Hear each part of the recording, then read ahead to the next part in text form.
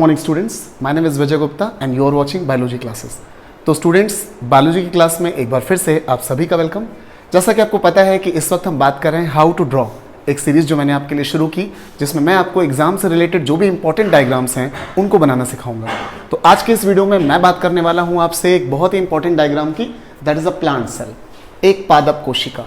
Exam में अक्सर ये डायग्राम पूछा जाता है और इस डायग्राम को बनाना स्टूडेंट्स को बड़ा ही कॉम्प्लिकेटेड लगता है। तो मैं आपको स्टेप बाय स्टेप बहुत ही इजी वे में बताऊंगा कि किस तरीके से एग्जाम में आप प्लांट सेल के डायग्राम को बना सकते हैं।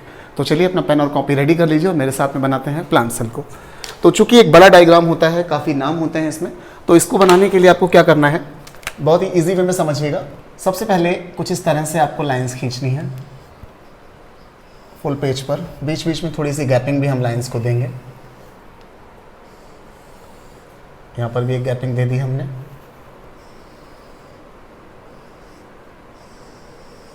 यहाँ पर भी एक गैपिंग हमने दे दी। इस तरह से हमें यहाँ पर बनाना है।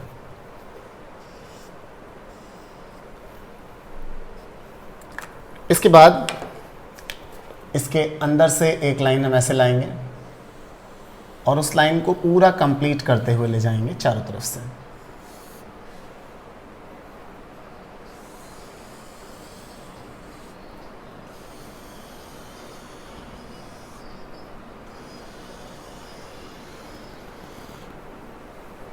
जो दूसरी लाइन हमने ब्लू कलर की खींची है अंदर की तरफ, इसे आप बिल्कुल कंप्लीट कर दोगे।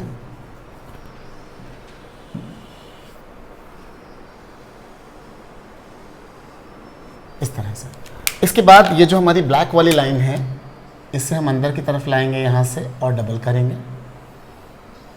जहाँ पर भी हमने जगह गैप छोड़े थे वहाँ पर इस तरह से कर देंगे। ये बीच बीच में गैपिंग्स होती हैं, इनके बारे में मैं आपको बताऊँगा कि इनको हमें लेवलिंग में क्या लिखना है।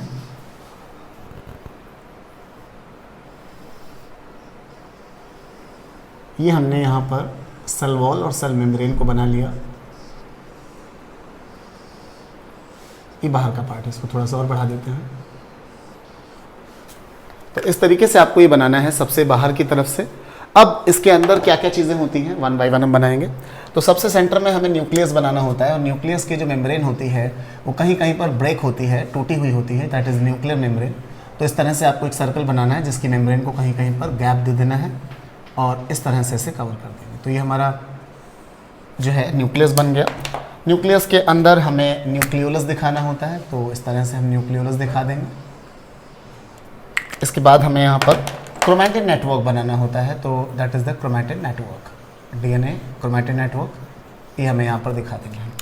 अब न्यूक्लियस के बाहर आते हैं। यहाँ पर सबसे इम्पॉर्टेंट जो हमारा पार्ट है दैट इज़ द वैक्यूल्स, जो काफ़ी बड़े बड़े हमें दिखाने होते हैं। तो यहाँ पर सबसे बड़ा एरिया कवर कर रहे हैं ये वैक्यूल्स, जिन्हें हम लोग हिंदी में रिक्तिकाएँ कहते हैं। तो ये वैक्यूल्स आपको दिखाने हैं। इसके बाद और क्या क्या चीज़ें आपको बनानी होती हैं, तो सबसे पहले मैं यहाँ पर आपको बना के दिखाऊंगा गाल्जी बॉडीज़। तो इस तरीके की कुछ स्ट्रक्चर्स आपको बनानी है जिनमें ऐसे आप गैपिंग छोड़ोगे बीच बीच में, और इनको हम क्या कहेंगे, गाल्जी बॉडीज़। तो एक तरफ हमने ये बना दिया और ये गाल्जी बॉडीज़ हमें न्यूक्लियर मेम्ब्रेन से जुड़ी हुई दिखानी होती हैं। These are the Golgi bodies, sorry these are not Golgi bodies, these are endoplasmic reticulum. Golgi bodies को मैं अलग बनाऊंगा। तो ये एंडोप्लाज्मिक रेटिकुलम है, यानी कि अंतःपद्रव्य जालिकाएं।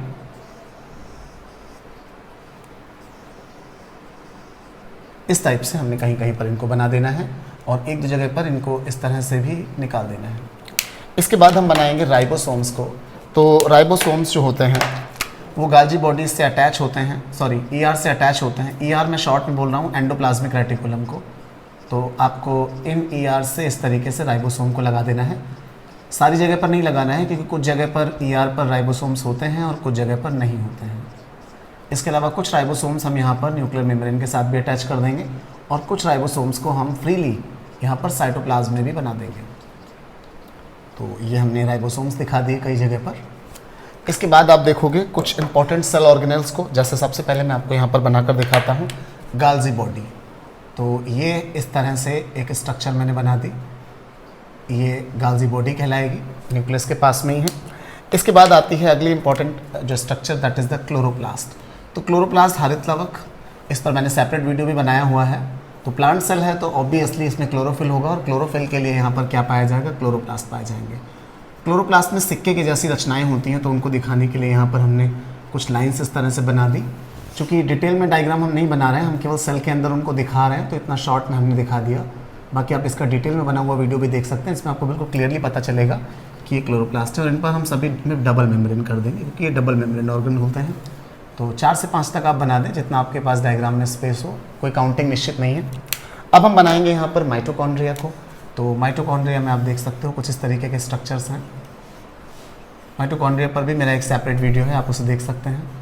और एक बहुत इंपॉर्टेंट टॉपिक अपने आप में माइटोकॉन्ड्रिया है एग्जाम के लिए। तो इस तरीके से मैंने यहाँ पर माइटोकॉन्ड्रिया को बना दिया। These are the mitochondria. 5 से 6 माइटोकॉन्ड्रिया, या जितना भी आपके पास स्पेस है डायग्राम में, ईजिली जितने में बन जाएंगे। इसके बाद यहाँ पर आपको कुछ इस तरह के स्ट्रक्चर्स बनानी है। बाकी साइटोप्लाज्म में वैसे तो बहुत कुछ होता है, लेकिन एग्जाम के पॉइंट ऑफ व्यू से डायग्राम में आपको बहुत ज़्यादा चीज़ें नहीं दिखानी है। कुछ स्टोरेज फूड भी हम दिखा सकते हैं यहाँ पर।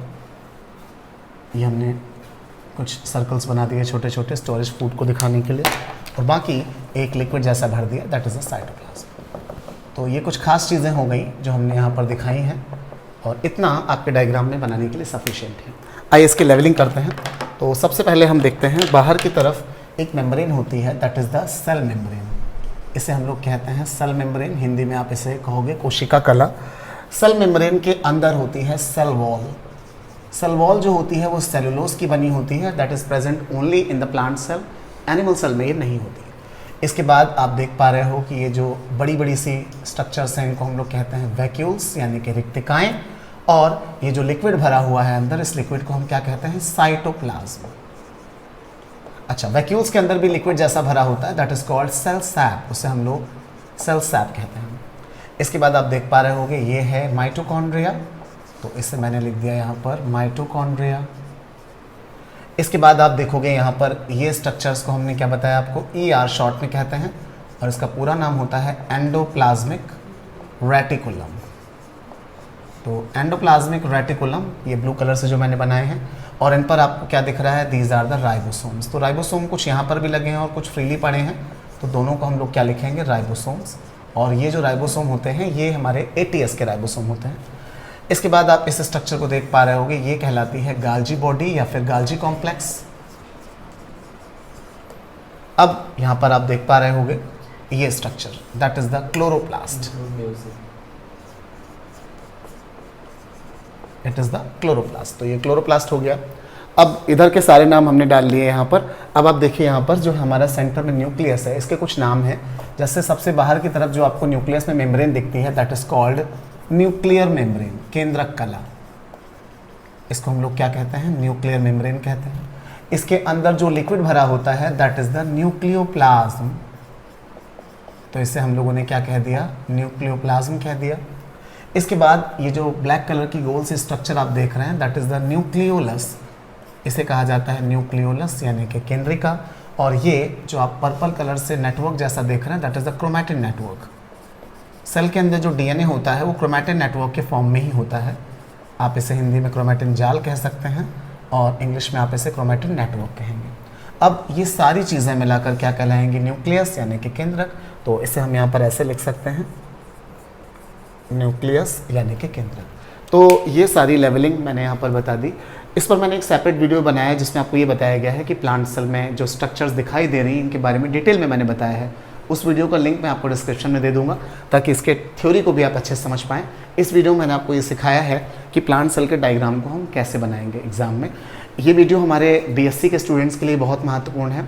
और इसके बाद मैं इसके जितने भी सेपरेट ऑर्गन्स हैं, like mitochondria, Golgi bodies, endoplasmic reticulum, chloroplast, इन पर भी आपको सेपरेट वीडियो बनाकर अलग अलग डायग्राम बनाना भी सिखाऊंगा। तो इस वीडियो में फिलहाल इतना ही। उम्मीद कर रहा हूँ डायग्राम आपको अच्छे समझ में आ गया होगा, आपने बना लिया होगा। अगला डायग्राम किस टॉपिक पर चाहते हैं कमेंट सेक्शन में ज़रूर बताइएगा। यहाँ पर फिलहाल इतना ही। Thanks for watching, have a good day.